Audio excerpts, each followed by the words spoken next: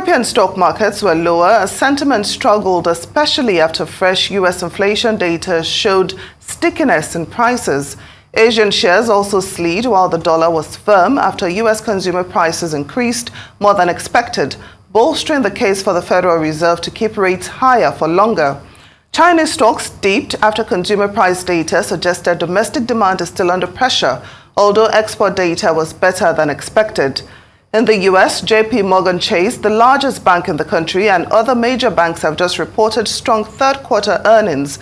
Microsoft just got the nod from the UK regulator for its acquisition of Activision Blizzard, quite a beat for markets to digest ahead of open. US futures were also mixed, with sentiments improving as we heard from the banks. Well, with us is a Rise business analyst, Bode Ososami, to discuss the markets just opening. Bode, thanks so much for joining us on Newsday. We will discuss the bank results and the Microsoft merger later, but how are markets ending the week? Last week was not so good, was it?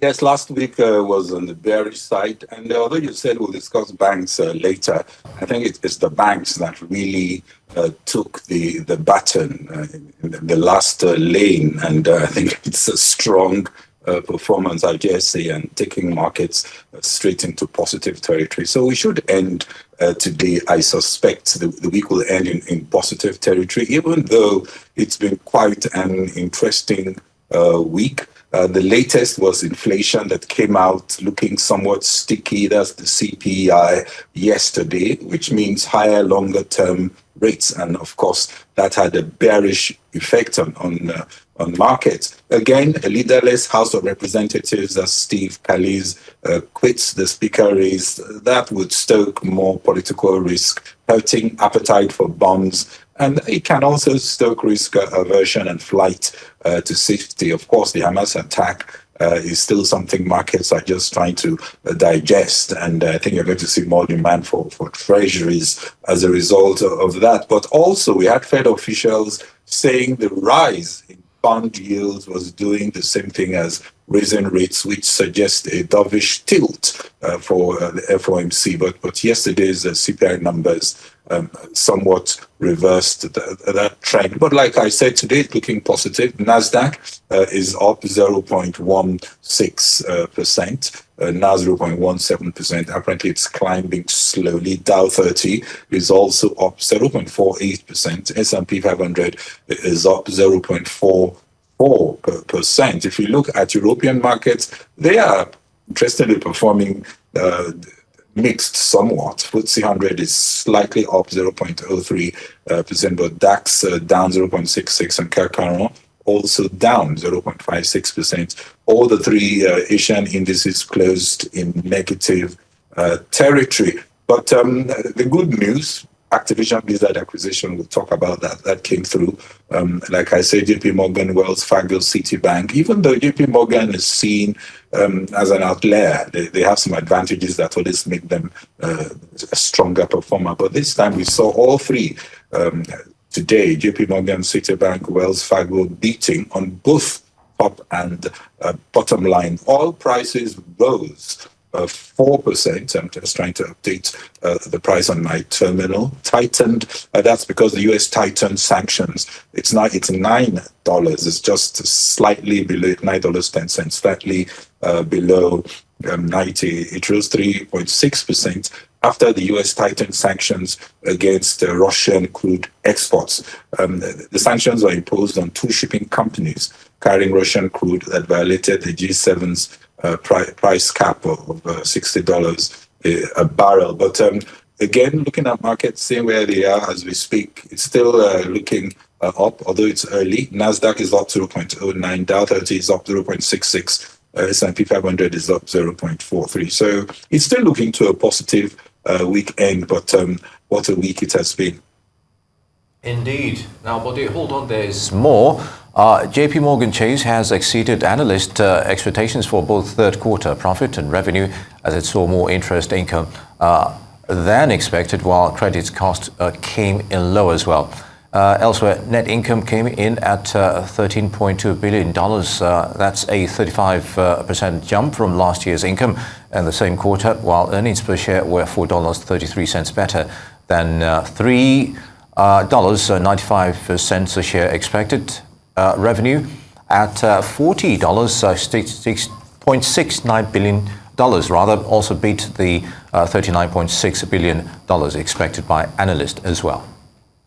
British regulators have approved Microsoft's $69 billion takeover of Activision Blizzard, maker of the Call of Duty video game, paving the way for one of the biggest technology tie-ups. The Competition and Markets Authority said in a statement that it had cleared the new deal for Microsoft to buy Activision without cloud gaming rights after concluding it would preserve competitive prices and better services. Now the news, China's consumer prices were unchanged in September, but factory gate prices declined more slowly, according to official data released today. The Consumer Price Index, or CPI, remained constant in September compared to a year earlier, falling short of the 0.2% growth predicted by analysts. CPI had increased by 0.1% in August. Chinese exports fell in September, but at a slower pace than expected, providing hope that growth in the world's number 2 economy could still be much better by the end of the year. According to a report released by China's General Administration of Customs, the country's trade surplus increased to $77.71 billion in September. Exports, which have historically served as a key growth engine for China, dropped 6.2% year-on-year last month. Imports, meanwhile, also fell 6.2%. Now the news, the United Auto Workers expanded its strike to a major Ford Motor plant in Kentucky on Wednesday evening. Surprise move shuts production at Ford's largest plant worldwide. Ford stock fell modestly as well. Now the union wanted Ford to make a better offer in the ongoing labor negotiations. The 8,700 UAW members at Ford's iconic and extremely profitable Kentucky truck plant have joined the stand-up strike after Ford refuses to make further movement in bargaining. Qualcomm, one of the largest microchip manufacturers globally, is scaling back its workforce. The San Diego, California-based company will be laying off about 1,258 roles in California, according to a filing with the California Employment Development Department. The layoff news comes about a month after the company announced an agreement with Apple to provide 5G chips through at least 2026. The Central Bank of Nigeria has lifted the ban on 43 items previously restricted from access in foreign exchange. This means that importers of the 43 items, which includes rice, cement, meat, poultry and others, can now freely purchase forex from the official window at cheaper rates. CBN says it will also boost liquidity in the foreign exchange market by intervening from time to time. It also says the intervention will decrease gradually when market liquidity improves. The banking regulator pledges to continue to promote orderliness and professional conduct. Also says it has set the attainment of a single FX market as one of its goals, and consultations are ongoing with market participants to achieve that goal. Arise business analyst Bode Ososami is still here with us. Good to have you back. So first, let's look at the lifting on the ban on 43 items in Nigeria. I'd like your thoughts on that. Well, my understanding is that this is what the manufacturers and the Nigerian Economic Summit Group were asking for, to obviously enhance transparency and reduce the cost of doing business. The challenge is, of course, the increased demand for imports puts pressure on funding the markets with adequate foreign exchange, and attracting foreign exchange to a transparent and market-driven market is key, and finding the funding, even if we need to look for affordable external funding support. Also, the lifting of the ban is consistent with seeking to unify the foreign exchange market. It's either you want to unify it or you don't want to. And they've said this is what they want to do. So it's consistent with doing that. Otherwise, you've automatically created a market by just banning certain items. So they want to discourage parallel operations, and it reinforces the principle of not using monetary interventions to pursue trade objectives. Mind you, you can still discourage some imports, like say rice, imported rice, to protect local producers using tariffs. That's how I think they do it in India. It's more transparent and more acceptable. You also, of course, earn income those who want to eat imported rice pay a little bit more because of these tariffs and so on, but it's still available and the market is still transparent and open, although tariffs can be overdone as well. When you liberalize the markets, you get better innovation, better price competitiveness. Of course, imported items put pressure on domestic operators as far as competitiveness, efficiency, pricing, and innovation is concerned. And that can be overdone, but it can be good if indeed it motivates more reform to ensure domestic players are in a better position, looking at supply chain reforms, the bottlenecking the supply chain, helping especially the small and medium enterprises with affordable access to affordable finance. But definitely the important thing now is to restore confidence in the market, even though this may mean the naira falling in the short, medium term.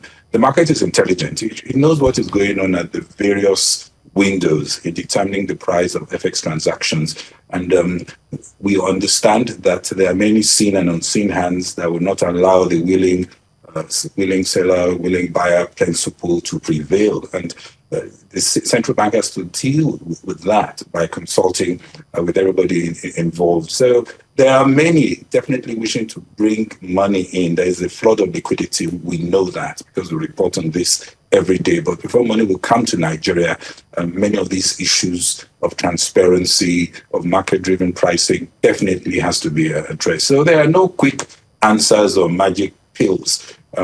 We should protect our fledgling sectors, but it's important that we don't go back to what we used to have, where we're choosing winners and losers, and we've got these different markets at different rates and this huge difference between them.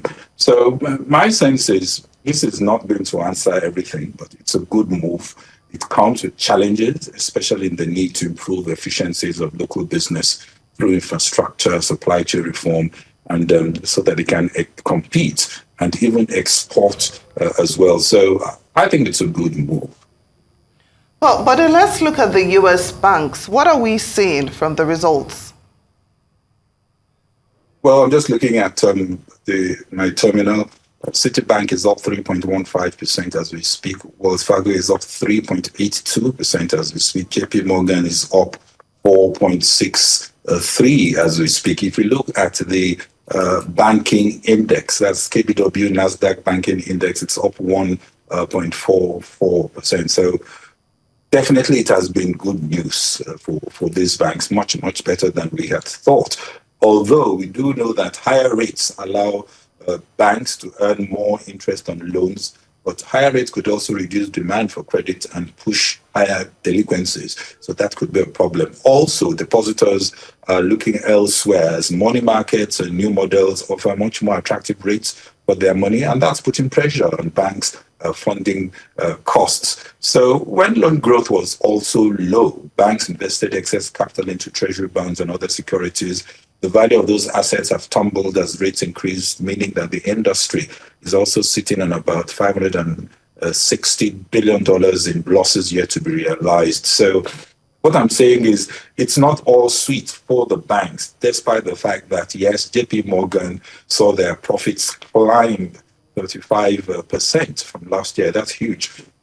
If you take out First Republic, that would be 24%. They made $13.2 billion in net income. First Republic Bank, which we thought was a distressed bank or a troubled bank, contributed $1.1 billion on the quarter. So JP Morgan has done quite well to be able to make money out of these troublesome entities so quickly.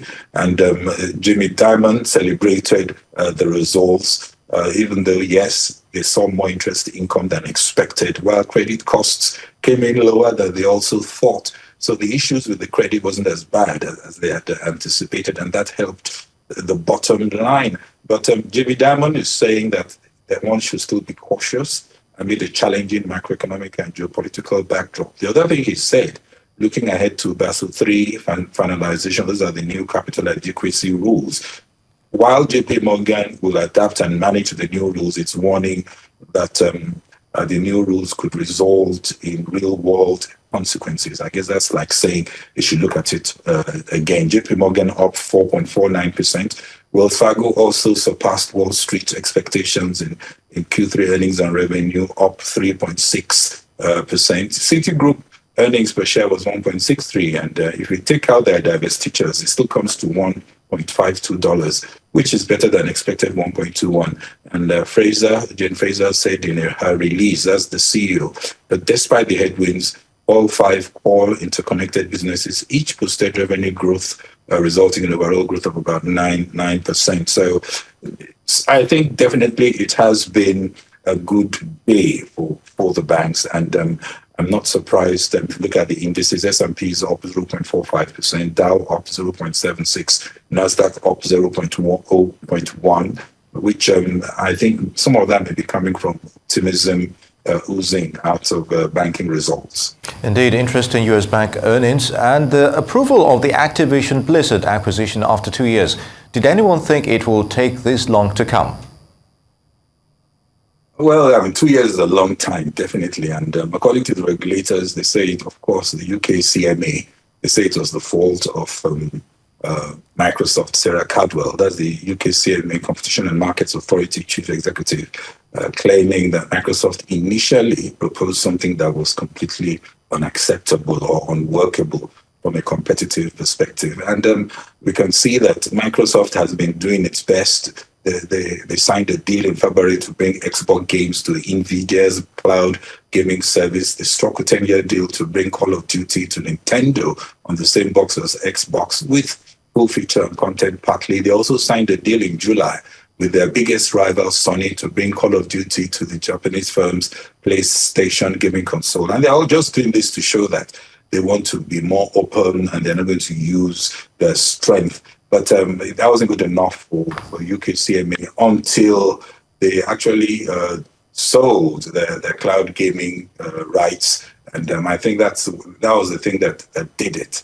And according to the CMA boss, this is now led to a more open environment and doesn't give them as much strength as they had when you converge their strength in both the cloud space and the gaming space. But it's still an interesting situation. One thing it shows is that regulators can really get a lot out of these big tech giants. There is scope to squeeze more concessions out of them to help the competitive environment, especially helping the smaller players. A sigh of relief on all sides that this is over. But something tells me if they were able to get Microsoft to agree to transfer the Activision's cloud gaming rights to Ubisoft Entertainment, other regulators are going to take a tougher stance and pushing for tough concessions, even as they look at some of these mergers closely. There's going to be a demand, I suspect, for these mergers as the market gets more tepid and growth becomes more challenging. And Brussels came in earlier. You saw how tough it was in the US. They had to go to the court. In the end, the court was on the side of Microsoft and Activision Blizzard. But as we speak, Activision Blizzard, their shares are flat. Microsoft shares are up just 0.49%. But clearly, this must be good news. But it's difficult to snub the likes of Microsoft. They're so big, and every country is looking for foreign direct investment. And with this $69 billion deal, it comes with all kinds of money coming into countries and going out in a way that, of course, is advantageous for the economy. Well, but if Qualcomm is scaling back its workforce, what is driving these layoffs in the tech sector?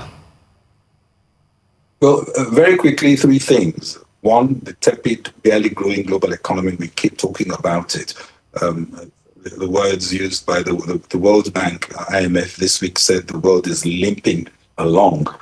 Obviously, that's going to have an impact. And when you have impact on markets, according to the chief financial officer of Qualcomm, that was in August, they warned that they will have to take proactive measures to cut costs as the company faces a shrinking revenue. The other thing is we're in the high inflation era. Target inflation for developed economies is not going to happen until 2025, according to the IMF and the World Bank. Also, the trade fragmentation. Konjo Iweala, in an interview with BBC, spoke a lot about this. Doing business with only people you like is making everything expensive, complicating supply chains, especially in the tech sector that has been traditionally very, very, very, very global. So all this is making things a bit more difficult. And as far as Qualcomm is concerned, even though they announced some deals with Apple to provide 5G chips throughout at least 2026 and to supply chips to Meta Quest 3. But as you know, demand for smartphones isn't hot either. And metaverse gadgets are not exactly selling like hotcakes. So it's a difficult environment, and they have no choice but to come down. Interesting development. Bode Ososami, I'd like to thank you for your perspective on those issues. Good to have you.